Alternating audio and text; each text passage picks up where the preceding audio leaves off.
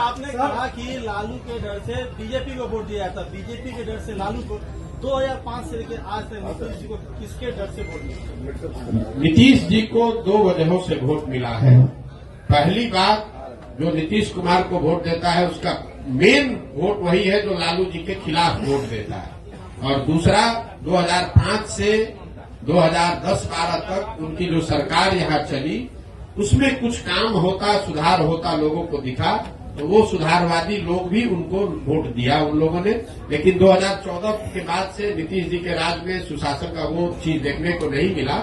इसीलिए आप देख रहे हैं कि किसी 2010 में 206 सीट जीतने वाले नीतीश कुमार एनडीए 2020 में जब चुनाव हुआ तो उनको 125 सीट भी जीतने में मुश्किल आई। तो सिर्फ जाति के आधार पर वोट नहीं है।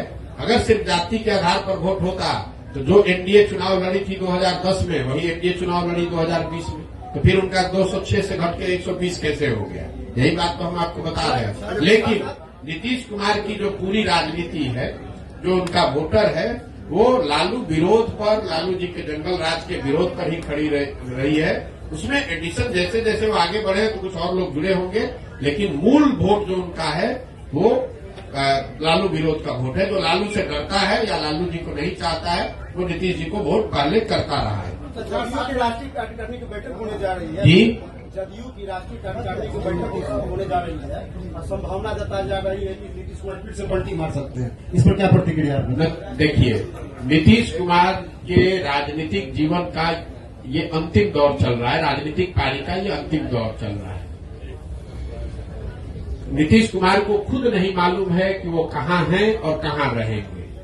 इतना मैं जरूर कह सकता हूं कि लोकसभा से पहले अब उनके पास कोई विकल्प नहीं है। उनको चुनाव तो महागठबंधन में ही लड़ना पड़ेगा। इसलिए नहीं कि वो पलटी मारना नहीं चाहते हैं, इसलिए कि अगर पलटी मारेंगे भी तो कोई लेने वाला भी तो होना चाहिए। अब आज के तारीख में उनको कोई लेने वाला भी नहीं बचा है। नीतीश कुमार राजनेता के तौर पर और जदयू दल के तौर पर अब बहुत बड़ा बोझ हो गया है। जो उसको उठाने का कोशिश करेगा वो भी उस बोझ के तहत नीचे दब के मर जाएगा। जहां तक आपने कहा राष्ट्रीय कार्यकारिणी की बात, तो नीतीश कुमार का अपना तरीका है। वो ताश के पत्तों की तरह नेताओं को अपने पार्टी में ऊपर नीचे करते रहते हैं, और यही वजह है कि 18 साल से मुख्यमंत्री रहने के बावजूद उन्होंने अपनी पार्टी में कभी कोई एस्टेब्लिश्ड ऑर्गेनाइजेशन या कोई सेकेंड लाइन लीडरशिप बनाया ही नहीं। किसी को लाते हैं, उससे काम निकाला। मान लीजिए 14 में हम पर उन्होंने दाव लगाया, हमको लेकर आए, घोषणा कर दिया कि यही हमारे उत्तराधिकारी हैं, यही आगे रहेंगे। 14 में चुनाव जीत गए, उसके बाद सोचते अच्छा प्रशांत किशोर कहीं बड़ा ना हो जाए तो इसको हटा के अब दूसरे को बढ़ाओ। इस चीज का मलाल है सर? बिल्कुल मलाल नहीं है। आप हमको नहीं जानते। हम जीवन में वो लोग नहीं हैं जो किसी निर्णय पर मलाल करें।